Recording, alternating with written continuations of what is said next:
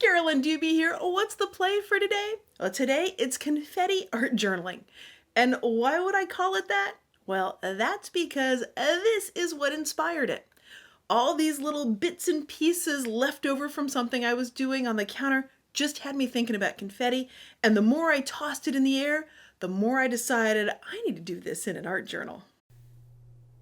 I'm going to start out by putting a bunch of gel medium randomly on the page. I mean, after all, if I just toss these pieces of paper on there and I don't have any kind of glue, they're not going to stick. And they'll only stick where I have glue. I'm going to grab a brayer now and just kind of push the pieces of paper into the gel medium. And of course, you can push them down with your hand too. Now you might think, wow, are these really going to stay like this? The answer is no. So I'm going to dump off any that are loose and then carefully position the rest of them. Now, if you're thinking, wait a minute, carefully positioning things right now seems to be in contrast to the dump it all onto the glue. And it is. But I see some that need a little glue, like they're not really in there that well, so I put a little glue under this one and a little glue under that stack and some more over here.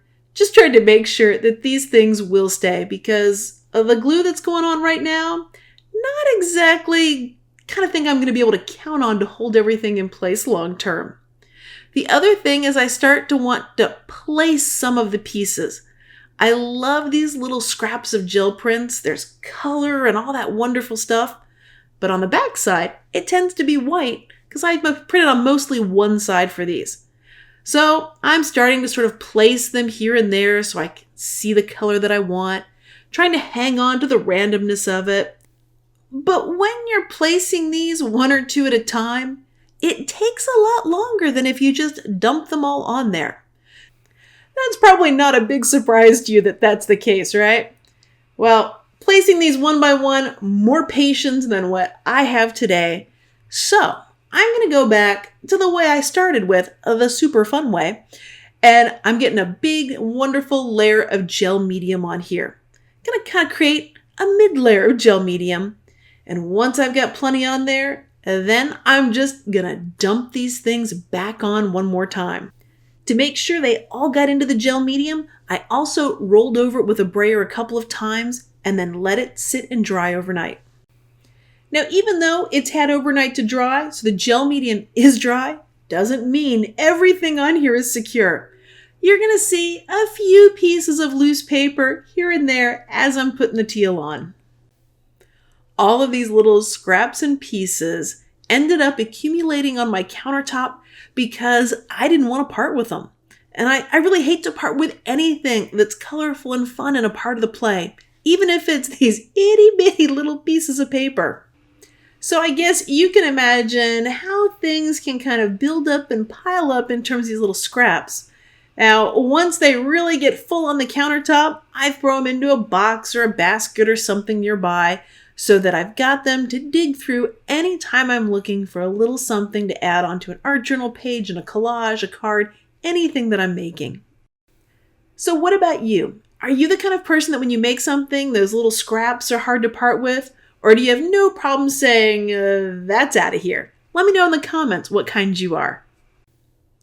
Now that I've got the white space around the edges just about covered up, just a little bit up there left on the top for me to get, now I need to deal with the white space that's left on the little pieces of paper.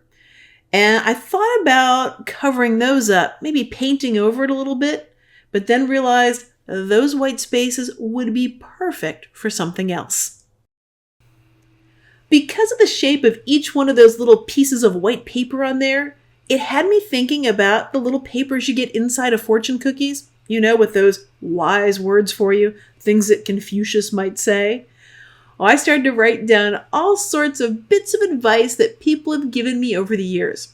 Now, some of this advice I was so grateful for, and some of it not so much. Some of it was helpful, some of it wasn't. But I just started writing down as many of these as I could remember.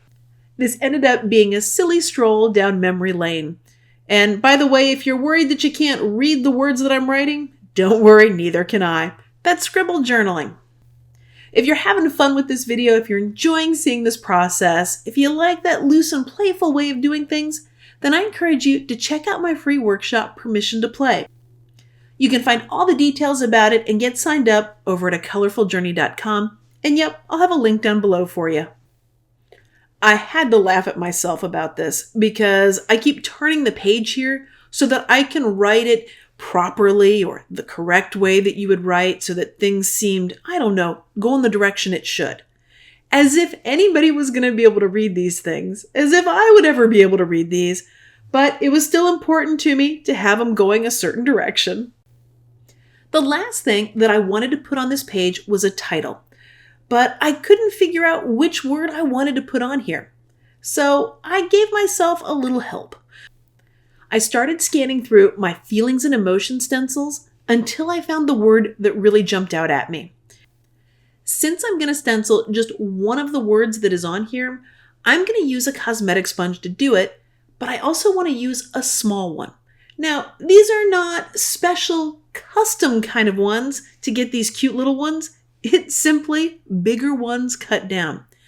Whenever I'm done with one, the dried end, I just cut it off and I keep working on them until they get smaller and smaller, and I keep them all in a drawer so that when I need a little one like this, I just grab one of the leftover remnants, the end parts, and what I get is a very small cosmetic sponge to use to do this. That way, I don't have to do a lot of masking off.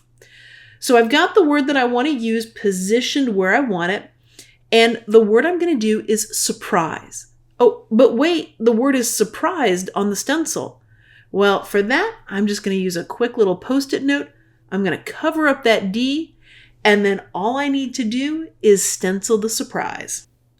Thanks so much for joining me for today's play. If you've been enjoying this video, I'd so appreciate it if you gave it a thumbs up. And of course, if you want to see more videos, hit that subscribe button. That way you'll know as soon as I've got a new one out. And if you don't want the play to end, you can always find more of it over on the website at acolorfuljourney.com. Thanks so much for letting me be a part of your colorful journey.